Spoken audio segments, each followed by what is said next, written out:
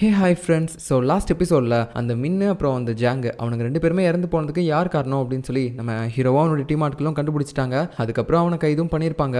So இதுக்கப்புறம் நடக்க போகிறத நம்ம இந்த எபிசோடில் பார்க்கலாம். ஸ்டார்டிங் சீனில் அடுத்து நமக்கு ஒரு ஃப்ளாஷ்பேக் தான் காட்டுறாங்க. அது என்னன்னா நம்ம மூணு இருக்கான்ல, அவன் ஒரு பாக்ஸர் அப்படின்னு சொல்லி இப்போ நமக்கு தெரிஞ்சு போச்சு. ஏன்னா லாஸ்ட் டைம் நம்ம ஹீரோவை காப்பாற்றுறதுக்கு கூட அவன் பயங்கரமாக சண்டை போட்டிருப்பான்ல. ஸோ அவனை பற்றின ஃப்ளாஷ்பேக் தான் நமக்கு காட்டுறாங்க. இவன் பார்த்தீங்கன்னா பயங்கரமாக ஒரு ஃபைனல் மேட்ச்சில் அப்படியே வெறித்தனமாக சண்டை போட்டுட்டு இருக்கான். பட் அவனுடைய ஆப்போனண்ட்டும் பார்த்தீங்கன்னா பயங்கரமாக சண்டை போட்டுட்டு இருக்கான். அவனும் விட்டு கொடுக்குற மாதிரி தெரியல. அதுக்கப்புறம் பார்த்தீங்கன்னா நடுவில் பிரேக் வருது. இவன் ஒரு ஓரத்தில் வந்து உட்காந்துட்டு இருக்கும்போது அவனுடைய கோச் வந்து சொல்லிட்டு இருக்காரு, டேய் என்னடா பண்ணிட்டு இருக்க, ஏன்டா இவ்வளோ கேவலமாக விளையாடுற, சீக்கிரமா அவனுடைய கதையை முடுறா, நீ எவ்வளோ பெரிய பிளேயரு, இப்படிலாம் விளையாண்டுட்டு இருக்க அப்படின்னு சொல்லி என்கரேஜ் பண்ணும்போது, சார் அவன் பயங்கரமாக அடிச்சுட்டே இருக்கான், என்ன பண்ணுறது நான் மட்டும், டேய் இங்கே பாரு அடுத்து ஃபைனல் ரவுண்டு, அவன் கண்டிப்பாக இப்போ டயர்டாக இருப்பான், இந்த டைமில் அவனுடைய ஃபேவரட்டான பஞ்ச் அந்த 4 பஞ்ச் இருக்கு பார்த்தியா, அதை போட்டு விட முடிஞ்சிருவான் அப்படின்னு சொல்ல, ஓகே நான் பண்ணுறேன் அப்படின்னு சொல்லிட்டு அடுத்து பார்த்தீங்கன்னா ஃபைனல் ரவுண்டு ஸ்டார்ட் ஆகுது. அவனுடைய கோச் சொல்லியிருப்பார்ல, உன்னோட ஃபேவரட்டான 4 பஞ்ச் எடுத்து விட்றா அப்படின்னு சொல்லிட்டு, அந்த 4 பஞ்ச் பார்த்தீங்கன்னா 4 பஞ்ச் மட்டும்தான். அதை கவுண்ட் பண்ணி கரெக்டாக 4வது பஞ்சில் அவனை நாக் அவுட் பண்ணிடுவார். அதே மாதிரி 3 பஞ்ச் கண்டினியூ அடிச்சு கடைசியாக ஒரு பஞ்ச் அடிக்க அவன் பார்த்தீங்கன்னா தொப்புன்னு விழுந்துட்டான். அவ்வளோதான், இந்த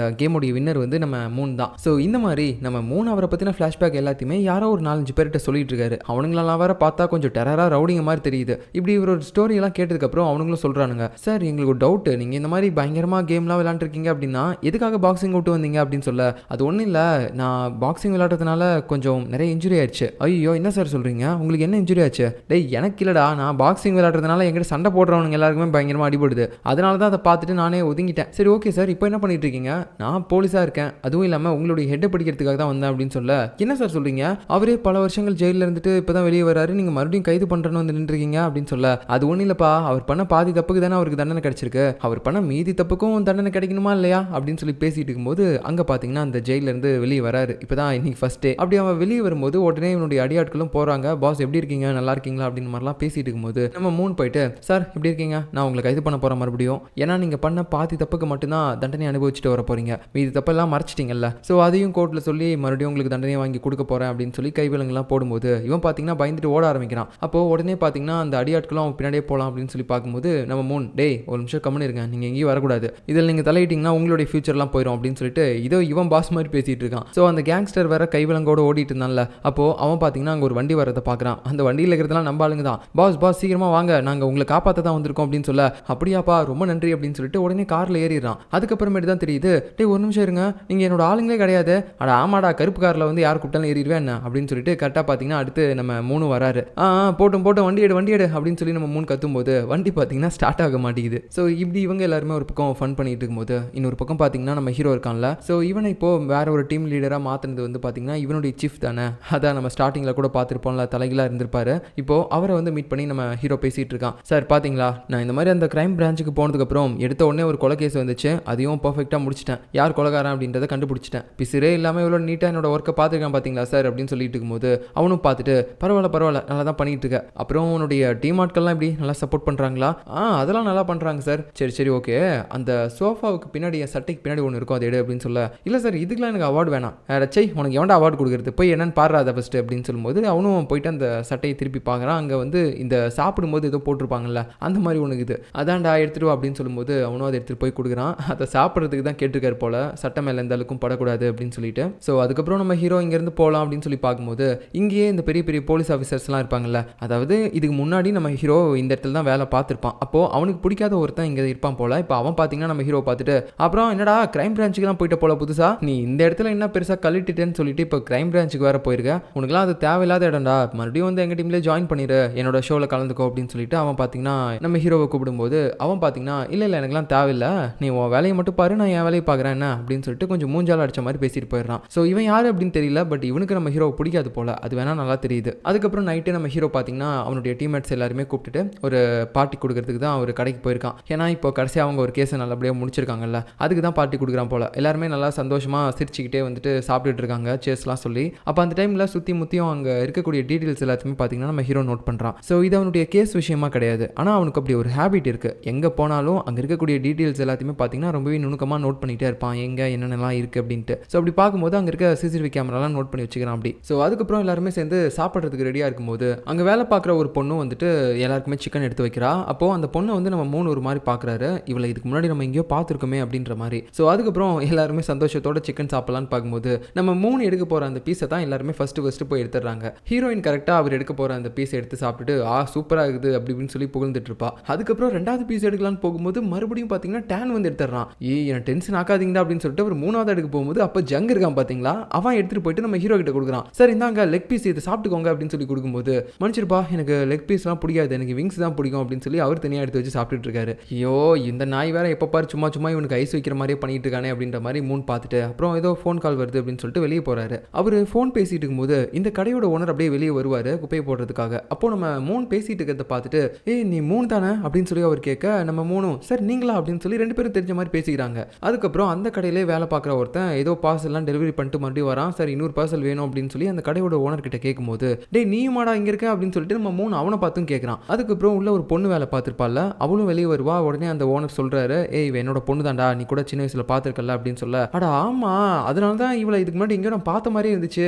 ஏமா என்ன ஞாபகம் இல்லையா? இல்ல சார் ஞாபகம் இல்ல. அட என்னம்மா இப்படி சொல்ற, நல்லா பாரு என்ன ஞாபகம் இல்லையா? இல்ல சார் ஞாபகம் இல்ல, நீ பிறந்து சின்ன குழந்தையா இருக்கும்போது உன்னோட ஃபர்ஸ்ட் பர்த்டேவுக்கு நான் தாமா வந்தேன் கேக்லாம் வாங்கிட்டு, என்ன போய் தெரியலன்னு சொல்லிட்டு பாத்தியா ரொம்ப கஷ்டமாயிருச்சுமா அப்படின்னு சொல்லிட்டு இருக்கான். அவளுக்குன்னா ஒரு மாதிரி இது இவருக்கு என்ன மண்டையில ஏதாவது அடிபட்டுச்சா? ஃபர்ஸ்ட் பர்த்டே அப்போ யாருக்கெல்லாம் அதெல்லாம் ஞாபகம் இருக்கும்? இன்னும் சொல்ல போனா என் பர்த்டே நடந்ததே ஞாபகம் இல்ல, இதுல இவர் ஃபர்ஸ்ட் பர்த்டேல கேக் வாங்கிட்டு வந்ததெல்லாம் சொல்லிட்டு இருக்காரு அப்படின்னு சொல்லி பாக்குறா. ஸோ ஆக்சுவலா இவங்கலாம் யாரா அப்படின்னு பாத்தீங்கன்னா அந்த கடையோட ஓனர் இருக்கார்ல அவரு நம்ம மூணுடைய கோச். நம்ம கூட ஃபிளாஷ்பேக்ல எல்லாம் பார்த்துருப்போம்ல. அதுக்கப்புறம் இங்க வேலை பார்க்குற இன்னொருத்தனை பார்த்துருப்பான்ல நம்ம மூணு. அவன் பாத்தீங்கன்னா அந்த டைம்லயே நம்ம மூணு கூட சேர்ந்து இந்த பாக்ஸிங் ப்ராக்டிஸ்லாம் பண்ணியிருக்கான். ஸோ அவன் நம்ம மூணுக்கு ஒரு ஃப்ரெண்டு மாதிரின்னு வச்சுக்கோங்களேன். இப்படி எல்லாருமே ரொம்ப நாள் கழிச்சு மீட் பண்ணதுனால ஜாலியாக பேசிட்டு இருப்பாங்க. ஸோ எல்லாருமே சாப்பிட்டு முடிச்சதுக்கப்புறம் நம்ம ஹீரோ பில் பே பண்ணலாம் அப்படின்னு சொல்லி போகும்போது அங்கே பார்த்தீங்கன்னா ஒரு கோல்டு மெடல் இருக்கு. ஆக்சுவலாக நம்ம மூணுடைய கோச் ஒரு காலத்தில் பாக்ஸிங்கில் பெரிய ஆளாக தானே இருந்திருப்பாரு. ஸோ அந்த டைமில் அவர் வாங்கியிருப்பார் போல ஏதோ மேட்ச்லாம் வின் பண்ணி. இப்போ அதை பார்த்து நம்ம ஹீரோவும் உங்ககிட்ட கோல்டு மெடல் இருக்கா ஆனால் என்கிட்ட இல்லையே அப்படின்னு சொல்லி கேட்கும்போது நம்ம மூணும் பார்த்துட்டு இது என்னடா அநியாயமாக இருக்குது,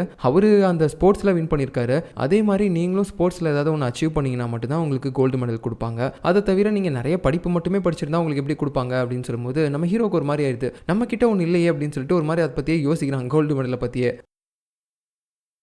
அதுக்கப்புறம் இவங்க சாப்பிட்டுக்கலாம் பில் போடலாம் அப்படின்னு சொல்லி பார்க்கும்போது நம்ம மூணுடைய கோச் வந்து சொல்கிறாரு இல்லை பரவாயில்ல நீங்கள் யாரும் காசு கொடுக்க வேணாம், இது நான் மூணுக்கு கொடுக்குற ஒரு அன்பளிப்பாக இருக்கட்டும் அப்படின்னு சொல்லும்போது நம்ம ஹீரோ கேட்க மாட்டான். இல்லை சார் இது வந்து உங்களுக்கும் மூணுக்கும் வேணா இருக்கட்டும், ஆனால் எனக்கு வந்து காசு கொடுக்காம இருக்க முடியாது, நான் காசு கொடுக்குறேன் அப்படின்னு சொல்லிட்டு அவன் கொடுக்குறேன்றான். அந்த டைமில் நம்ம ஜங்கு வேறு பார்த்தீங்கன்னா என்ன சார் எதுவும் ஆஃபரு கிஃப்ட் இந்த மாதிரிலாம் எதுவும் கொடுக்க மாட்டிங்களா, நாங்கள் இவ்வளோ பேர் வந்து சாப்பிட்ருக்கோம் அப்படின்னு சொல்லிட்டு அவர் கேட்குறாரு. ஆக்சுவலாக ஜங்குக்கு வந்து பார்த்தீங்கன்னா அப்படி ஒரு கெட்ட பழக்கம் இருக்குது. எங்கே போய் எதனா சாப்பிட்டாலும் சரி இல்லை ஏதாவது ஒரு கடைக்கு போய் பொருள் வாங்கினாலும் சரி அங்கே இருக்க ஆட்கள் கிட்ட வந்து கேட்பாரு இந்த மாதிரி நாங்கள் இவ்வளோ செலவு பண்ணி வந்திருக்கோம்ல, இவ்வளோ செலவு பண்ணியிருக்கோம்ல, நீங்கள் ஏதாவது எங்களுக்கு கிஃப்ட் கொடுங்க, டிஸ்கவுண்ட் கொடுங்க, ஃப்ரீயாக ஏதாவது கொடுங்க அப்படின்னு சொல்லி கேட்பாரு. ஸோ அந்த மாதிரியே பார்த்தீங்கன்னா இப்போ இவங்க கிட்ட கேட்கும்போது சார் நாங்கள் இதுக்கு முன்னாடி ஒரு ஆஃபர் போட்டிருந்தோம் கிஃப்ட்லாம் கொடுக்குற மாதிரி, பட் அது முடிஞ்சு போச்சு அப்படின்னு சொல்ல தான் இங்கே ஏதோ ஒன்று இருக்குது சார், அது சும்மா நாங்கள் ஷோவுக்காக இங்கே வச்சிருக்கோம் சார், அந்த ஆஃபர்லாம் முடிஞ்சிச்சு அப்படின்னு சொல்ல பரவாயில்ல இது நீங்கள் ஷோக்காக தான் வச்சிருக்கீங்க, இதை நானே எடுத்துக்கிறேன், அந்த ஆஃபர் முடிஞ்சா என்ன அப்படின்னு சொல்லிட்டு அதை கூட விடாமல் எடுத்துக்கிறான். ஐயோ இவனா இவ்வளோ கேவலமான ஆளாக இருக்கா அப்படின்னு சொல்லி யோசிச்சுட்டு இருக்கும்போது அந்த ஓனருடைய பொண்ணு சொல்கிறா சார் ஆக்சுவலாக நாங்கள் கஸ்டமருக்கு இன்னொரு ட்ரீட் வச்சிருக்கோம், அதாவது கும்பலாக யாராவது சாப்பிட வரீங்கன்னா நாங்கள் வந்து அவங்க எல்லாருமே ஒன்றா ஃபோட்டோ எடுத்து அந்த ஃபோட்டோவை அப்பயே உங்களுக்கு கொடுத்துருவோம் அப்படின்னு சொல்ல ஓகே அப்படின்னா அதை கூட நீங்கள் பண்ணுங்க அப்படின்னு சொல்லிட்டு எல்லாருமே ஃபோட்டோவுக்கு போஸ்ட் கொடுக்குறாங்க. நம்ம ஹீரோவுக்கு இதெல்லாம் கடுப்பாக இருக்குமா, அப்படியே ஒரு மாதிரி மூஞ்சில் அடிச்சிட்டு இருப்பான், அதையும் சேர்த்து ஃபோட்டோ எடுத்துட்டாங்க. ஸோ அதுக்கப்புறம் பார்த்தீங்கன்னா எல்லாருமே அங்கேருந்து போயிடுவாங்க. நைட்டு நம்ம மூணுடைய ஓனரும் அந்த கடையெல்லாம் சாத்திட்டு இப்போ கிளம்பிட்டு இருக்காரு. அவர் போன கொஞ்ச நேரத்திலே பார்த்தீங்கன்னா கடை பயங்கரமாக குப்புன்னு எரிய ஆரம்பிக்குது, மொத்த கடையுமே எரிஞ்சு க்ளோஸ் ஆயிடுச்சு. இப்போ அப்படியே கட் பண்ணால் அடுத்த சீனில் நம்ம ஆளுங்களுடைய போலீஸ் ஸ்டேஷன் தான் காட்டுறாங்க. வழக்கம் போல் அந்த பெரிய மனுஷன் இருக்கான் பார்த்தீங்களா சின்ன பையன், அவன் நம்ம ஹீரோ மாதிரியே கெட்டப்லாம் போட்டுட்டு இமிடேட் பண்ணிக்கிட்டு உட்காந்துக்கிட்டு இருப்பான். அப்போ யாரோ ஒருத்தங்க ஸ்டேஷன் நம்பருக்கு ஃபோன் பண்ணுறாங்க. இவன் வேற அதை எடுத்து பேசிகிட்டு இருக்கான். ஹலோ சொல்லுங்க A1 போலீஸ் ஸ்டேஷன், அந்த பக்கம் யார் பேசுறது அப்படின்னு சொல்லும்போது ஹலோ யார் பார்த்து சின்ன பையன் வாய்ஸ் மாதிரி இது அப்படின்னு சொல்ல சார் நான் பெரிய ஆள் தான் நீங்கள் சொல்லுங்க, என் வாய்ஸை பற்றியெல்லாம் கண்டுக்காதீங்க அப்படின்னு சொல்லிட்டு இருக்கும்போது கரெக்டாக நம்ம டேன் அதை பார்த்துட்டு டே என்னடா பண்ணுற அப்படின்னு சொல்லி ஃபோனை வாங்கி பேசலான்னு பார்க்கும்போது உடனே பார்த்தீங்கன்னா அந்த பக்கம் கட் ஆயிடுச்சு. ஐயோ யார் என்ன பேசி என்ன சொல்ல வந்தாங்கன்னே தெரியலையே, இந்த பைத்தியக்காரன் அதுக்குள்ளே எடுத்து பேசிட்டான் அப்படின்னு சொல்லிட்டு இருக்கும்போது நான் கரெக்டாக தான் பேசினேன் அப்படின்னு சொல்லிட்டு இருப்பான். அப்படி அவன் பேசிட்டு இருக்கும்போது நம்ம டீம் ஆளுங்க மற்ற பேரும் உள்ள வந்துட்டு இருப்பாங்க. எல்லாருமே அந்த பையனை பார்த்துட்டு ஏன்டா உனக்கு வேற வேலையே இல்லையா, எப்போ பாரு எங்க போலீஸ் ஸ்டேஷனுக்கே வந்து உட்காந்துட்டு இருக்க, உன்னோட அம்மா அப்பாலாம் எங்கடா அப்படின்னு சொல்லும்போது உடனே அவனும் இங்க பாருங்க சும்மா என்ன திட்ட வேலையெல்லாம் வச்சுக்காதீங்க, நான் விளையாடுற இடத்துல தான் நீங்க வந்து உட்காந்துட்டு இருக்கீங்க, அதுவும் இல்லாமல் என்னோட அம்மா தான் இந்த இடத்துக்கு வந்து விளையாட்டு போக சொன்னாங்க, இது நான் விளையாடுற இடம் தானே, நீங்க தானே இங்க வந்திருக்கீங்க அப்படின்னு சொல்லிட்டு இருக்கும்போது உன் அம்மாவை சொல்லணும்டா, உங்களுக்கு தெரிஞ்சு அனுப்புறாங்கன்னா எவ்வளவு தைரியம் இருக்கும் அப்படின்னு சொல்லி பேசிட்டு இருப்பாங்களா. அப்போ திடீர்னு பார்த்தீங்கன்னா மறுபடியும் ஃபோன் வருது. ஸோ இந்த டைம் நம்ம டேன் உடனே அட்டன் பண்ணி பேசுறான். கொஞ்ச கொஞ்சம் ஷாக் ஆயிட்டான். ஏன்டா என்னடா ஆச்சு அப்படின்னு சொல்லி அவங்க கேட்குறாங்க. இப்போ அப்படியே கட் பண்ணால் அடுத்த சீனில் பார்த்தீங்கன்னா அந்த கடை எரிஞ்சு போச்சு இல்லை, அந்த இடத்துக்கு தான் இன்வெஸ்டிகேஷனுக்காக இவங்களை வர சொல்லி ஃபோன் பண்ணியிருந்திருக்காங்க போல. இப்போ நம்ம ஆளுங்க எல்லாருமே அங்கே போயிட்டு ஒரு மாதிரி பார்த்துட்டு இருக்காங்க. நம்பவே முடியல. நம்ம மூணுக்குலாம் ரொம்ப ஷாக்காக இருக்குது. நேற்று தானே நான் அவர்கிட்ட நல்லபடியாக பேசிட்டு போனேன், இன்னைக்கு வந்து பார்த்தா என்ன எல்லாமே இப்படி எரிஞ்சு சாம்பலாக கிடக்குது. ஐயோ நான் என்ன பண்ணுவேன், பாவம் அவர் வேற அப்படின்னு சொல்லிட்டு ரொம்ப துடிச்சு போய் பார்த்துட்டு இருக்காரு. பட் நம்ம ஹீரோவுக்கு அந்த மாதிரியான எமோஷன்ஸ் எதுவுமே கிடையாது. ஸோ அதனால அவன் உள்ள போயிட்டு டேரெக்டாக அவனுடைய இன்வெஸ்டிகேஷன்லாம் பண்ண ஆரம்பிக்கிறான். ஃபர்ஸ்ட் திங் அவன் அந்த ஃபயர் ஆஃபீஸர் கிட்ட போய் கேட்க ஆரம்பிக்கிறான். இது எப்படி எரிஞ்சிருக்கும்னு நீங்கள் நினைக்கிறீங்க? ஏதாவது ஷார்ட் சர்க்யூட் ஆச்சா, இல்லைனா வேற யாராவது ஒருத்தங்க ஏதாவது உள்ள எரிய போட்ட மாதிரி தெரியுதா அப்படின்னு சொல்லி கேட்கும்போது அவரும் சொல்றாரு, எனக்கு தெரிஞ்சு யாரோ ஒருத்தங்க இங்கே வந்து உள்ள வந்து பற்ற வச்ச மாதிரி தான் தெரியுது. ஏன்னா எந்த பொருளும் தானா எரியல அப்படின்ற மாதிரி அவர் சொல்றதெல்லாம் கேட்டாலும் நம்ம ஹீரோவும் ஒரு டைம் கன்ஃபார்ம் பண்ணிக்கலாம் அப்படின்னு சொல்லிட்டு அவன் டேரெக்டாக உள்ள போயிட்டு இந்த பிளக்லாம் போடுவாங்கல்ல அதெல்லாம் போய் பார்க்குறான். அந்த போர்ட்லாம் பார்க்கும்போது அதில் இருக்கக்கூடிய ஒயர்ஸ் எல்லாமே நல்லா தான் இருக்கு. ஸோ இதில் இருக்க போர்டு எல்லாமே நல்லா தான் இருக்கு, எதுவும் ஷார்ட் சர்க்யூட் ஆன மாதிரிலாம் தெரியல. ஸோ உள்ள வந்து தான் யாரோ ஒருத்தங்க பற்ற வச்சிருக்கணும் அவர் சொன்ன மாதிரி அப்படின்னு சொல்லிட்டு ஒரு மாதிரி யோசிச்சுட்டு இருக்கும்போது நம்ம ஹீரோ அவங்ககிட்ட சொல்றான், நான் எல்லாமே விசாரிச்சுட்டுண்டா, இப்போ எனக்கு தேவையானது எல்லாமே இந்த இடத்துல இருக்கக்கூடிய சிசிடிவி ஃபுட்டேஜ் மட்டும் தான், அதை மட்டும் போய் கலெக்ட் பண்ணு அப்படின்னு சொல்ல ஓகே சார் நான் பார்த்துக்கிறேன் அப்படின்னு சொல்லிட்டு அவன் அங்கிருந்து போலான்னு பார்க்கும்போது கரெக்டாக சறுக்கி விழுந்துடுறான். கீழே விழுந்து மண்ணில் மீச ஒட்டாத மாதிரி அப்படியே கையை பார்த்தீங்கன்னா டேபிளுக்கு மேலே தான் வச்சிருப்பான். எப்படி அப்படின்னு சொல்லி பில்டப் காட்டிக்கிட்டு இருக்கும்போது மறுபடியும் பார்த்தீங்கன்னா பொத்தடின்னு கீழே விழுந்துடுறான். அப்படியே அவன் தட்டி தவழ்ந்து அங்கேருந்து எழுந்து போயிட்டு இருக்கும்போது நம்ம ஹீரோ பார்த்தீங்கன்னா அடுத்து ஹீரோயினை பார்க்குறான். அவகிட்டே வந்து சொல்கிறான், நான் என்னுடைய இன்வெஸ்டிகேஷன்ஸ் எல்லாத்தையுமே பண்ணிட்டேன், எனக்கு தெரிஞ்சு இங்கே வந்து எதுவும் சந்தேகப்படுற மாதிரி தெரியல, ஸோ எதுக்கும் நீங்கள் வந்து சிசிடிவி ஃபுட்டேஜ் கலெக்ட் பண்ணுங்க அப்படின்னு சொல்ல, சார் நான் இங்கே எல்லா இடத்துலையுமே சுற்றி பார்த்துட்டேன், எங்கேயுமே எனக்கு கேமரா இருக்க மாதிரி தெரியல அப்படின்னு சொல்ல, என்ன சொல்கிறீங்க, அதுக்கு வாய்ப்பே இல்லை, நான் நேற்று கேமராஸ் எல்லாம் இங்கே பார்த்தேன், ஸோ எதுக்கும் நீங்கள் போயிட்டு இன்னொரு டைம் கேளுங்க, நமக்கு ஃபுட்டேஜ்லாம் வேணும் அப்படின்னு சொல்லி கேட்குறான். அவ்வளோ சரி ஓகே சார் அப்படின்னு சொல்லி அதெல்லாம் நோட் பண்ணிக்கிறா. இன்னொரு பக்கம் நம்ம மூணு பார்த்தீங்கன்னா ஹாஸ்பிட்டலுக்கு போகிறோம். எதுக்காக அப்படின்னா அவருடைய கோச்சுக்கு ஒரு பொண்ணு இருந்திருப்பாங்கல்ல, நம்ம கூட பார்த்துருப்போம், அங்கேயே ஒர்க்லாம் பண்ணாங்கல்ல, ஸோ அவங்களுக்கு லைட்டாக அடிபட்டுருச்சு போல, இப்போ வரைக்கும் கொஞ்சம் அன்கான்சியஸாக தான் இருக்காங்க. ஸோ அப்படியே அவங்க ஹாஸ்பிட்டலில் இருக்கும்போது நம்ம மூணு பார்த்தீங்கன்னா அப்படியே அந்த கோச் கிட்ட வந்து சொல்லிட்டு இருக்கான், சார் நீங்கள் ஆல்ரெடி ரொம்ப மனசு உடஞ்சிருப்பீங்கன்னு எனக்கு தெரியும் சார், கடைக்கும் இப்படி ஆயிடுச்சு, அதே சமயம் உங்கள் பொண்ணு இப்படி இருக்கா, ஸோ எனக்கு தெரியுது உங்களோட வழி என்னன்னு புரியுது, பட் இதுக்கெல்லாம் நீங்கள் தளர்ந்துடாதீங்க, எனக்கு நீங்கள் கோச் பண்ணிட்டு இருக்கும்போது அந்த டைமில் நான் இப்போலாம் மனசு தளர விடுறனோ அப்போல்லாம் நீங்கள் என்ன மோட்டிவேட் பண்ணுற மாதிரி இது எல்லாமே ஒரு ரீசனோட தான் நடக்குது, எதுவாக இருந்தாலும் முடிவில் நமக்கு நல்லது தான் இருக்கும் அப்படின்னு சொன்னீங்க, அந்த மாதிரி உங்களுடைய முடிவும் நல்லா தான் இருக்கும், நீங்கள் இதை பற்றியும் கவலைப்படாதீங்க அப்படின்னு சொல்லி இன்னும் ஆறுதலாக பேசிகிட்டு இருக்கான். இப்போ நெக்ஸ்ட் சீனில் நம்ம ஹீரோ ஆஃபீஸில் இருக்கும்போது அந்த ஃபாரன்சிக் டிபார்ட்மெண்ட்டில் இருப்பாங்கல்ல அந்த லேடி நம்ம ஹீரோவுக்கு கால் பண்ணி, சார் நேற்று அந்த ஃபயர் ஆக்சிடென்ட்டில் ஒரு பொண்ணு இப்போ ஹாஸ்பிட்டல் அட்மிட் ஆயிருக்கால, ஸோ அவள் இப்போ அன்கான்சியஸாக இருக்கிறதுக்கான காரணம் அந்த ஃபயர் நடக்கிற இடத்துல அவள் இருந்ததுனாலையும் அங்கே இருக்கக்கூடிய நிறைய புகையை அவள் ஸ்மெல் பண்ணதுனாலையும் மட்டும் அவள் அந்த மாதிரி இப்போ மயக்கத்தில் இல்லை சார், அவளுடைய தலையில் யாரோ ஒருத்தங்க பலமாக அடிச்சிருக்காங்க, அது கீழே விழுந்ததுனாலலாம் வந்த மாதிரி தெரியல, யாரோ ஒருத்தங்க பின்னாடி இருந்து தாக்கினா மட்டும்தான் அப்படி இருக்கும் அப்படின்னு சொல்லும்போது ஹீரோவும் அதெல்லாம் நோட் பண்ணுறான். ஸோ யாராக இருக்கும் அப்படின்னு சொல்லிட்டு ஒரு மாதிரி யோசிச்சுட்டே இருக்கான். அதுக்கப்புறம் நம்ம ஆளுங்க எல்லாருமே கூப்பிட்டு வச்சு ஹீரோயின் தான் வந்து சொல்லிட்டு இருக்கா அந்த பிளேஸில் எப்படி ஃபயர் ஆக்சிடென்ட் ஆயிருக்கும் அப்படின்னு சொல்லிட்டு. அப்புறம் இன்னொரு விஷயமும் சொல்கிறா, நேற்று அந்த இடத்துல ஃபயர் ஆக்சிடென்ட் நடந்ததுக்கப்புறம் அங்கே அந்த ஓனருடைய பொண்ணு மயக்கம் போட்டு விழுந்திருப்பாள்ல, ஸோ அவளை காப்பாற்றி ஹாஸ்பிட்டல் அட்மிட் பண்ணது யாருன்னு பார்த்தீங்கன்னா அந்த கடையில் இன்னொரு டெலிவரி பாய் ஒருத்தன் வேலை பார்ப்பான், சின்ன பையன் தான், அவன் தான் வந்து காப்பாற்றிருக்கான். ஏன்னா விடிய காலையில் அவன் ஜிம்முக்கு போவான் போல, அந்த டைமில் தான் இந்த கடை என்ன இடம் எரியுது அப்படின்னு சொல்லிட்டு உள்ளே வந்து பார்த்து அந்த பொண்ணை காப்பாற்றிருக்கான் அவன். இப்போ அந்த கடை எப்படி எரிஞ்சிச்சு அப்படின்றதுக்கு நம்ம வரலாம். அந்த இடத்துடைய டோரில் பார்த்தீங்கன்னா நம்பர் லாக் தான் போட்டிருக்காங்க, ப்ளஸ் ஃபிங்கர் பிரிண்ட்டும் இருக்குது. ஸோ உள்ளே யாராவது ஒருத்தங்க போய் பற்ற வைக்கிற மாதிரி இருக்குது அப்படின்னா கூட அவங்களுக்கு கண்டிப்பாக மஸ்ட் அந்த பாஸ்வேர்டு தெரிஞ்சிருக்கணும், நம்பர் பாஸ்வேர்டு. ஏன்னா ஃபிங்கர் பிரிண்ட் வச்சு உள்ளே போகக்கூடிய ஆளுங்க 2 பேர் தான், அந்த பொண்ணு அதுக்கப்புறம் அவளுடைய அப்பா, அதாவது அந்த கடையோட ஓனர். ஸோ இவங்க 2 பேரால் மட்டும் தான் ஃபிங்கர் பிரிண்ட் வச்சு போக முடியும். ஸோ கண்டிப்பாக அவங்களே போய் பற்ற வச்சிருக்கிறதுக்கான வாய்ப்பு இதில் கிடையாது. இல்லைன்னா யாராவது டோரை உடச்சிட்டு போயிருப்பாங்க அப்படின்னு சொன்னாலும் டோர்லாம் வந்து பார்த்தீங்கன்னா நல்லா தான் இருக்குது, யாரும் எதுவுமே பண்ண கிடையாது. ஸோ உள்ளே இருந்து தான் யாரோ ஒருத்தங்க பற்ற வச்சிருக்காங்க, அவங்க எப்படி உள்ளே போனாங்கன்னு நமக்கு தெரியல அப்படின்னு சொல்லி இவ பேசும்போது நம்ம மூணு பார்த்தீங்கன்னா கொஞ்சம் டென்ஷன் ஆயிடுறான். நீங்களாம் பேசுறதை வச்சு பார்க்கும்போது அந்த கடையோட ஓனர் இல்லைனா அவருடைய பொண்ணு, அவங்க 2 பேர் தான் யாரோ ஒருத்தங்க வேணும்னே உள்ளே போயிட்டு பற்ற வச்சுட்டு வந்திருக்காங்கன்னு நீங்கள் சொல்ல வரீங்களா? இதில் அந்த பொண்ணுக்கே அடிபட்டிருக்கு, அப்படி இருக்கும்போது அவளே எதுக்காக பற்ற வைக்கணும்? நீங்கள் என்ன லூஸ் மாதிரி பேசுறீங்க? யாரோ ஒருத்தங்க ஜன்னலை கூட உடச்சிட்டு போயிருக்கலாம்ல. உடனே மற்றவங்க சொல்கிறாங்க, இல்லை ஜன்னல் உடைச்சாலும் வெளியிலேருந்து உடச்ச மாதிரிலாம் ஒன்றும் தெரியல, இல்லை ஏதாவது ஒரு பொருளை வச்சு உடச்ச மாதிரியும் தெரியல, அது எல்லாமே நெருப்பில் தான் ஹீட் ஆகி உடஞ்ச மாதிரி தெரியுது, அதனால ஜன்னலை உடச்சிட்டு போக வாய்ப்பு இல்லை அப்படின்னு சொல்லிட்டு இருக்கும்போது இவர் மறுபடியும் கத்திட்டே இருக்காரு. எனக்கு தெரிஞ்சு நீங்கள் தப்பாக புரிஞ்சிட்டு இருக்கீங்கன்னு நினைக்கிறேன், அந்த கடையோட ஓனரும் அவருடைய பொண்ணும் அவங்களா போயிட்டு அதை பற்ற வச்சிருக்க வாய்ப்பே கிடையாது, அவங்க கடையை அவங்களே ஃபஸ்ட்டு எதுக்காக பற்ற வைக்கணும்? அதுவும் இல்லாமல் அவர் யாருன்னு உங்களுக்கு தெரியுமா? ஒரு காலத்தில் பாக்ஸிங்கில் பெரிய ஆளாக இருந்தவர், எனக்கு கோச்சிங்லாம் கூட பண்ணியிருக்காரு, அவர் கோல்டு மெடலிஸ்ட் வேற. ஸோ அவர் எதுக்காக இந்த மாதிரி கேவலமான ஒரு விஷயத்தெல்லாம் பண்ணணும்? நீங்கள் தேவையில்லாமல் பேசுறீங்க அப்படின்னு சொல்லி கொஞ்சம் எமோஷனல் ஆகி அவர் பேச ஆரம்பிக்கும் போது நம்ம ஹீரோவும் பார்த்துட்டு, சார் அவங்க பண்ணாங்க பண்ணல அது வேற பக்கம், ஆனால் நீங்கள் எதுக்காக இப்போ அவங்களுக்கு ரொம்ப எமோஷனலாக கத்தி பேசி சப்போர்ட் பண்ணிட்டு இருக்கீங்க? ஆஸ் அ போலீஸ் ஆஃபீஸர்ஸாக நம்ம இந்த மாதிரிலாம் பண்ணக்கூடாது, அது உங்களுக்கு தெரியுமா? அவங்க இப்போ வரைக்கும் நம்மளோட சந்தேக லிஸ்ட்டில் தான் இருக்காங்க, அதை நம்ம விசாரிச்சு பார்த்து தான் கன்ஃபார்ம் பண்ண முடியும், அதுக்கு முன்னாடியே நீங்கள் இப்படிலாம் கத்தக்கூடாது என்ன அப்படின்னு சொல்லிட்டு ஒரு மாதிரி திட்டும் போது சண்டை ஒரு மாதிரி பெருசாகிட்டே இருக்குது. ரெண்டு பேரும் முறைச்சு வேற பாக்குறாங்களே, இதை வந்து நம்ம உடனே டைவர்ட் பண்ணணும் அப்படின்னு சொல்லி நம்ம டேன் பாத்தீங்கன்னா எழுந்து போயிட்டு நம்ம ஹீரோயினா அந்த கடையோட ப்ளூ பிரிண்ட் எல்லாத்தையுமே வரைஞ்சு வச்சு பேசிட்டு இருந்திருப்பாள்ல,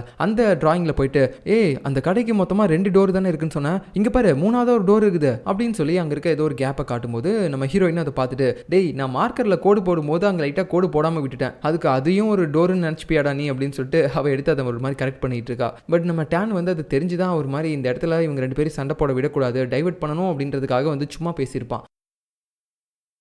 ஸோ அதுக்கப்புறம் பார்த்தீங்கன்னா அந்த இடத்துல ஒரு சிசிடிவி கேமரா ஃபுட்டேஜ் கிடச்சிருக்கும். அதை வந்து இப்போ நம்ம ஹீரோ பார்த்துக்கிட்டு இருக்கான். அதாவது நேற்று அந்த கடையில் ஃபயர் நடக்கிறதுக்கு முன்னாடி அந்த வழியாக யாரோ ஒருத்தர் நடந்து போயிருக்காரு. ஸோ இவர் யாருன்னு தெரியல, மேபி அந்த ஃபயர் ஆக்சிடென்ட்டை ஏற்படுத்துறது இவராக கூட இருக்கலாம். அப்படியா, சரி ஓகே, அப்படின்னா சீக்கிரமாக அவரை பற்றி விசாரிங்க அப்படின்னு சொல்லிட்டு நம்ம மூன் கிட்ட வந்து ஹீரோ சொல்கிறான். இங்கே பாருங்கள் சார், ஒரு கேஸாக மட்டும் பாருங்கள், தேவையில்லாமல் உங்களுடைய கோச் அப்படின்றதுக்காக நீங்கள் இந்த கேஸை வேறு விதமாக பார்க்காதீங்க. ஒரு வேளை உங்களால் அப்படி பார்க்க முடியல அப்படின்னா நீங்கள் இந்த கேஸை விட்டு டீசெண்டாக வெளியே போயிருங்க, நாங்களே லீட் பண்ணிக்கிறோம் அப்படின்னு சொல்லும்போது நம்ம மூணு எதுவுமே பேசல, அப்படியே சைலண்டாக இருக்கான். ஓகே, இதுக்கு மேலே நான் அப்படி கத்த மாட்டேன் அப்படின்ற மாதிரி. அதுக்கப்புறம் நெக்ஸ்ட் சீனில் நம்ம மூணு விசாரிச்சுட்டு தான் இருப்பார். ஸோ அவர் கூட பாக்ஸிங்கில் இதுக்கு முன்னாடி இருந்திருப்பார்ல, அவரும் அந்த கடையில் டெலிவரி பாயாக வேலை பார்த்துருப்பார்ல. ஸோ அவர்கிட்ட போயிட்டு பேசிகிட்டு இருக்கான். இந்த தீ எப்படி பத்துச்சுன்னு உனக்கு தெரியுமா, யாராவது பகையாளி இங்கே இருக்காங்களா அப்படின்ற மாதிரி கேட்டுட்டு இருக்கும்போது அங்கே ஒரு சின்ன பையன் பார்த்தீங்கன்னா பயங்கரமாக பாக்ஸிங் பண்ணிட்டு இருக்கான். ஸோ உடனே வந்து அவனை பார்த்து சொல்ல ஆரம்பிக்கிறான், டேய் நேற்று அந்த ஓனர் பொண்ணை காப்பாற்றி ஹாஸ்பிட்டல் அட்மிட் பண்ணாங்கல்ல, அது இவன் தான்டா அப்படின்னு சொல்லும்போது, இவன் தானா அது அப்படின்னு சொல்லி நம்ம மூணு போய் அவனை பார்த்து அவன்கிட்ட இருக்கக்கூடிய அந்த மைனஸ் எல்லாத்தையுமே சொல்கிறான். டே இன்னும் கொஞ்சம் பாக்ஸிங்கில் இந்த மாதிரிலாம் பண்ணுறா,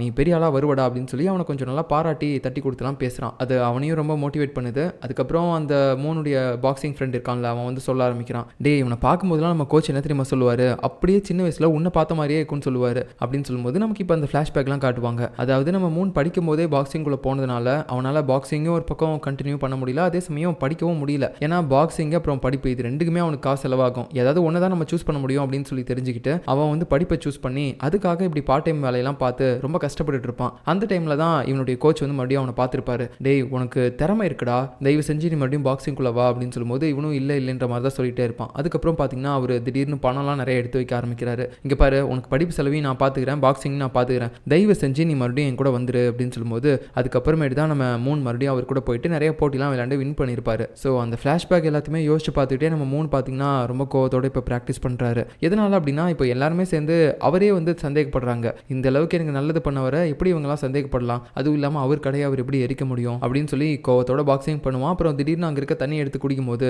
அங்கே இருக்க ஒருத்தன் பார்த்துட்டு, டேய் அது ஏன் தண்ணிடா, நீ பாட்டுக்கு எடுத்து குடிக்கிறா, இருக்கட்டும்பா இப்போ அதில் என்ன அப்படின்னு சொல்லிட்டு அங்கே இருக்க டவல் எடுத்து மூஞ்சி துடைக்கும் போது, டேய் அதுவும் என்னோட தான்டா, டேய் இருக்கட்டும்டா, தண்ணி எதுக்குடா, குடிக்கிறதுக்கு தானே, டவல் எதுக்கு, துடைக்கிறதுக்கு தானே, இல்லை பாத்ரூமில் டிஷ்யூக்கு பதிலாக யூஸ் பண்ணுவேன், என்ன இதை பைத்தியக்கார மாதிரி பேசிட்டு இருக்கா அப்படின்னு சொல்லும்போது இவன் ஏதோ ஒரு சைக்கோவாக இருப்பான் போலயே, நம்ம தெரியாமல் வந்து மாட்டிக்கிட்டோம் அப்படின்னு சொல்லிட்டு அவன் பாட்டுக்கு பயத்தோடய அவனுடைய எக்ஸசைஸை மறுபடியும் பண்ண ஆரம்பிக்கிறான். அதை ஸ்கிப்பிங் பண்ணிட்டு இருக்கான். கட் பண்ண அடுத்த சீன்ல நம்ம ஜங்க காட்டுறாங்க. அவருடைய வீட்டுக்குள்ள போயிட்டு சைலண்டா அவருடைய குழந்தைங்க எல்லாருமே கொஞ்சிட்டு பெட்ஷீட் எல்லாமே போத்தி விட்டு வரலாம் அப்படின்னு சொல்லி அவங்களுடைய ரூமுக்குள்ள போறாரு.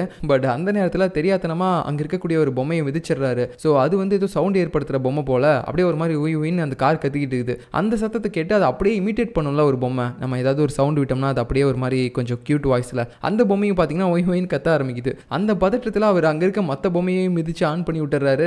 இப்படியே பார்த்தீங்கன்னா எல்லாமே ஒயின்னு கத்திட்டு இருக்கும்போது, ஐயோ இப்போதான் அதுங்கெல்லாம் கஷ்டப்பட்டு தூங்க வச்சேன், அதுக்குள்ள மறுபடியும் இப்படி வந்து சத்தத்தை போட்டி அப்படின்னு சொல்லி தலைமையிலே அடிச்சு இழுத்துட்டு போறாங்க. இப்போ அப்படியே கட் பண்ணா இன்னொரு பக்கம் நம்ம ஹீரோவை காட்டுறாங்க. அவன் சோகத்தோட யாரோ ஒருத்தவங்களுடைய போட்டோ வந்து பார்த்துட்டு இருக்கான். அதாவது நம்ம ஹீரோ பார்த்தீங்கன்னா இதுக்கு முன்னாடி யாரோ ஒரு பொண்ணை வந்து லவ் பண்ணிட்டு இருந்திருக்கான் போல. அந்த பொண்ணு கூட நிறைய இடத்துக்கு இவன் போயிருக்கான், நிறைய டைம் ஸ்பெண்ட் பண்ணியிருக்கான், ரொம்ப சந்தோஷமா இருந்திருக்கான். பட் அந்த பொண்ணுக்கு இப்போ என்னாச்சு அப்படின்னே தெரியல. ஏன்னா அந்த அழகான மெமரிஸ் எல்லாத்தையுமே யோசிச்சு பார்த்து இவன் ஒரு மாதிரி கஷ்டப்பட்டு இருக்கான் இப்போ. ஸோ அதுக்கப்புறம் நம்ம ஹீரோயின் அந்த சிசிடிவி ஃபுட்டேஜில் யாரோ ஒருத்தங்க சந்தேகப்படுற மாதிரி பார்த்துருப்பாள்ல, அந்த கடை எரிஞ்சு போகிறதுக்கு முன்னாடி அந்த வழியாக போன ஒருத்தரை. ஸோ அவரை பற்றி நம்ம அக்கம் பக்கத்தில் கேட்கலாம் அப்படின்னு சொல்லிட்டு அங்கே இன்னொரு கடை இருக்கும், அவங்க கிட்ட போயிட்டு கேட்க ஆரம்பிக்கிறா. அங்கே இருக்க ஓனர்ஸ் பார்த்தீங்கன்னா ட்வின்ஸாக இருப்பாங்க போல. அவங்க ரெண்டு பேரும் இதை பார்த்துட்டு ஓ இவரா அப்படின்னு சொல்லி ரெண்டு பேரும் பார்த்தீங்கன்னா கோரஸாவே நம்ம ஹீரோயின்ட்ட பேசிட்டு இருக்காங்க. ஹீரோயினும் ஒரு மாதிரி கடுப்பாவே ரெண்டு பேரையும் பார்த்து அவங்க சொல்றதை கேட்டுட்டு இருக்கா. ஸோ அவர் யாருன்னு பார்த்தீங்கன்னா இப்போ அந்த கடை எரிஞ்சு போச்சுல ஒரு கடை, அந்த கடை என்ன கடைனா சிக்கன்லாம் விற்கிற ஒரு கடை தான். அந்த கடைக்கு பக்கத்திலே இன்னொரு சிக்கன் கடை இருக்கு, அதோடைய ஓனர் தான் இவர். ஸோ இவருக்கும் இப்போ எரிஞ்சு போச்சுல ஒரு கடை, அந்த கடையோட ஓனருக்கும் அடிக்கடி சண்டைலாம் கூட வரும் அப்படின்னு சொல்லிட்டு இவங்க பேசும்போது ஒருவேளை போட்டியின் காரணமாக கூட இந்த கடைக்காரரு அந்த கடையை அழிக்கணும் அப்படின்றதுக்காக இப்படி எறிவிட்டுருப்பாரா? ஏன்னா நைட்டு நேரம், அதுவும் இல்லாமல் அந்த கடை எரியறதுக்கு முன்னாடி இவர் அந்த வழியில் போயிருக்காரு. ஸோ எல்லாமே மேட்ச் ஆகுது அப்படின்னு சொல்லிட்டு ஒரு மாதிரி சந்தேகத்தோடு யோசிக்க, இன்னொரு பக்கம் பார்த்தீங்கன்னா நம்ம டேனு அப்புறம் ஜங்கு இவங்க 2 பேருமே இன்னொருத்தர்கிட்ட விசாரிக்கணும் அப்படின்னு சொல்லி வந்திருக்காங்க. அது யாருன்னு பார்த்தீங்கன்னா இப்போ அந்த ஓனருடைய பொண்ணுக்கு அடிபட்டிருக்கும்ல, அவளுடைய ஃப்ரெண்டை மீட் பண்ணி தான் பேசுகிறாங்க. ஸோ அந்த பொண்ணு பார்த்தீங்கன்னா நேற்று நைட்டு கடைக்கு போகிறதுக்கு முன்னாடி அவளுடைய ஃப்ரெண்ட்ஸ் கிட்ட தான் பேசிட்டு போயிருக்கா. அதனால தான் அந்த ஃப்ரெண்ட்ஸ் கேங்கில் இருக்கக்கூடிய ஒரு பொண்ணுகிட்ட வந்து விசாரிக்கிறாங்க. பாப்பா எங்களை பற்றி நீ கவலைப்படாத, நீ படி, ஆனால் நாங்கள் ஒரு சின்ன டவுட் மட்டும் கேட்டு போயிடும் அப்படின்னு சொல்லிட்டு பேச ஆரம்பிக்கும் போது அங்கே ஒருத்தன் சோடா புட்டி இருப்பான். அவன் பார்த்தீங்கன்னா ஏய் சும்மா சவுண்ட்லாம் இங்கே போட்டுட்டு கூடாது, லைப்ரரியில் வந்து எதுக்கு சவுண்ட் போடுறீங்க அப்படின்னு சொல்லி முறைச்சு பார்த்துட்டு இருக்கான். ஜங்குக்குன்னா கோவம் வருது, என்ன இவன் ஓவரா அப்படியே சுறுசுறுன்னு கோவப்படுறான் அப்படின்னு சொல்லிட்டு பார்த்துட்டு இருக்கானா. இன்னொரு பக்கம் நம்ம ஹீரோயினும் அந்த ஆப்பனன்ட் சிக்கன் கடை ஓனர் இருக்கார்ல, அவரை பார்த்து பேசணும் அப்படின்னு சொல்லி போகும்போது அவர் பார்த்தீங்கன்னா ஒரு மாதிரி டெரரா பார்க்குறாரு. ஏய் இன்னும் கடை ஓப்பன் பண்ணல, இங்கிருந்து வெளியே போ அப்படின்னு சொல்ல, சார் நான் விசாரிக்கிறதுக்காக தான் வந்தேன், நீங்கள் எதுக்காக இப்போ என்ன வந்தவொடனே வெளியே துரத்துறீங்க, அது கொஞ்சம் டீசெண்டாக சொல்லலாம்ல. ஏய் அதெல்லாம் சொல்ல முடியாது, என்ன விசாரணைன்னு சொல்லி வந்திருக்கா, நான் என்ன தப்பு பண்ணேன், வெளியே போ அப்படின்னு சொல்லிட்டு மறுபடியும் பார்த்தீங்கன்னா அந்த டோனை மாற்றாம அப்படியே கோவத்தோட தெனாவிட்டாவே பேசிட்டு இருப்பாரு. ஹீரோயின் அதை பார்த்துட்டு அவளும் பார்த்தீங்கன்னா கத்த ஆரம்பிக்கிறா. ஏய் என்னடா பண்ணாட நினச்சிட்டு இருக்கிற நீ, நானும் பார்த்துட்டே இருக்கிறேன், ஓவரா சவுண்டை கொடுத்துட்டு இருக்கா, என்ன பண்ணிட்டாங்க உன்னைய, விசாரிக்கிறேன்னு தானே வந்தேன்னா அதுக்கு ஏன் இவ்வளோ சவுண்டு கொடுக்குற அப்படின்னு சொல்லும்போது, ஓ அப்படியா மேடம், சாரி மேடம், நான் தெரியாமல் சவுண்டு கொடுத்துட்டேன், சொல்லுங்க மேடம் உங்களுக்கு என்ன தெரியணும் அப்படின்னு சொல்லி நார்மலாக பேசுகிறான். அதுவும் இல்லாமல் மன்னிப்பும் கேட்குறான் சவுண்டு போட்டு பேசுனதுக்கு. இதை பார்த்துட்டு அவளும் அப்படி பேசு, நானும் சாரி கேட்டுக்கிறேன் அப்படின்னு சொல்லிட்டு அவளும் பார்த்தீங்கன்னா சாரி கேட்குறா. இப்படி ஒரு பக்கம் விசாரிச்சுட்டு இருக்கும்போது இன்னொரு பக்கம் பார்த்தீங்கன்னா ஜங்கும் டேனும் பார்த்தீங்கன்னா அந்த அடிப்பட்ட பொண்ணுடைய ஃப்ரெண்டை மீட் பண்ணி பேசியிருப்பாங்கல்ல, அவகிட்ட அப்படி கேட்கும்போது அவளும் சொல்கிறா, சார் நாங்கள் எப்பயுமே நைட்டு ஒன்றா தான் எங்கேயாவது வெளியே சுற்றிட்டு வருவோம், எங்கள் ஃப்ரெண்ட்ஸ் கேங்கோட தான் அவளும் இருப்பா, நேற்றும் அதே மாதிரி தான் ஜாலியாக எங்கள் கூட சுற்றிட்டு இருந்தா, அப்புறம் எக்ஸாம் வரப்போகுது அப்படின்றதுக்காக நாங்கள் வந்து அவளை கூப்பிட்டோம் எங்கள் கூட வந்து சேர்ந்து படி அப்படின்ட்டு. ஆனால் அவள் வந்து இல்லை நான் என் கடையில் போய் படிச்சுக்கிறேன் அப்படின்னு சொல்லிட்டு கடைக்கு போகிறேன்ட்டா, எனக்கு அது வரைக்கும் தான் சார் தெரியும் அப்படின்னு சொல்லிட்டு இருக்கும்போது டக்குன்னு பார்த்தீங்கன்னா இவன் மறுபடியும் கத்த ஆரம்பிக்கிறான். ஏய் என்ன பண்ணுறீங்க, வெளியே போங்க நீங்கள் ஃபஸ்ட்டு, சும்மா லைப்ரரியில் வந்து சத்தம் போட்டுகிட்டே இருக்கீங்க, அங்கே தான் கீப் கோயிட்னு போட்டிருக்கா இல்லையா, அப்படி இருந்தும் எதுக்காக மறுபடியும் நீங்கள் வந்து சவுண்ட் விட்டுட்டு இருக்கீங்க, தயவு செஞ்சு வெளியே போங்க அப்படின்னு சொல்லிட்டு இருக்கும்போது நம்ம ஜங்கு மறுபடியும் கேட்குறான், இல்லைம்மா உனக்கு வேறு ஏதாவது சந்தேகப்படுற மாதிரி தெரிஞ்சிச்சா அந்த பொண்ணுகிட்ட அப்படின்னு கேட்கும்போது இவன் மறுபடியும் கத்திட்டே இருக்கான். அந்த சோடா புட்டி வேற, இவனடா நைட் நேரத்தில் குலைக்கிற நாய் மாதிரி குலைச்சிக்கிட்டே இருக்கான் அப்படின்னு சொல்லிட்டு அப்படியே கடுப்போடையே அவனை பார்த்துட்டு வெளியே போகிறாங்க. சரி ஓகே விசாரிச்ச வரைக்கும் போதும் அப்படின்ட்டு. இன்னொரு பக்கம் பார்த்தீங்கன்னா நம்ம மூணு இருக்கார்ல, அவர் அந்த ஃபாரன்சிக் டிபார்ட்மெண்ட்டில் இருக்க லேடி கிட்ட போயிட்டு அந்த அடிப்பட்ட பொண்ணுடைய மொபைலில் ஏதாவது உங்களுக்கு இன்ஃபர்மேஷன் கிடைச்சிச்சா அப்படின்னு சொல்லும்போது அந்த மொபைலை காட்டுறாங்க. அது பார்த்தீங்கன்னா அப்படியே எரிஞ்சு போய் கிடக்குது. பட் இருந்தாலும் நான் அதை ரெக்கவர் பண்ணிட்டேன் அப்படின்னு சொல்லி அவங்க அந்த ஃபோனில் இருக்க ஃபோட்டோஸ் வீடியோஸ் இது எல்லாமே காட்டுறாங்க. இவரும் பார்த்தீங்கன்னா அதெல்லாம் பார்க்குறாரு, அதில் ஏதாவது சந்தேகப்படுற மாதிரி இருக்கா அப்படின்னு சொல்லிட்டு. ஸோ இப்படி பார்த்தீங்கன்னா இவர் ஒரு பக்கம் பார்க்க கட் பண்ண அடுத்த சீனில் என்ன பார்த்தாருன்னு தெரியல, பட் அதை வச்சு சில விஷயங்கள்லாம் யோசிச்சு பார்க்க ஆரம்பிக்கிறாரு. அந்த ஃபயர் ஃபைட்டர் மாதிரி ஒருத்தர் இருந்திருப்பார்ல, அவர் சொல்லியிருப்பாரு இந்த மாதிரி ஃபயர் ஆக்சிடென்ட் ஏற்படுற கரெக்டான டைம் அப்போ அந்த பொண்ணு உள்ளே வந்திருக்கு அப்படின்ட்டு. அதுக்கப்புறம் ஹீரோயினும் சொல்லியிருப்பா இங்கே உள்ளே வர்றதுக்கு அந்த நம்பர் லாக் அப்புறம் ஃபிங்கர் பிரிண்ட் இது ரெண்டுமே அந்த பொண்ணு அப்புறம் அப்பா அவங்க 2 பேருக்கு மட்டும்தான் தெரியும் அப்படின்னு சொல்லியிருப்பான்ல. அது எல்லாத்தையுமே இப்போ இவர் யோசிச்சு பார்க்குறாரு. இது மூலமாக இவர் என்ன சொல்ல வராரு, ஒருவேளை உள்ளே போய் அந்த நெருப்பு எரிய விட்டது இந்த பொண்ணாக தான் இருக்குமா அப்படின்ற மாதிரி நினைக்கிறாரு. ஸோ இதுக்கப்புறம் நடக்க போகிறத நம்ம அடுத்த எபிசோடில் பார்க்கலாம். பாய்.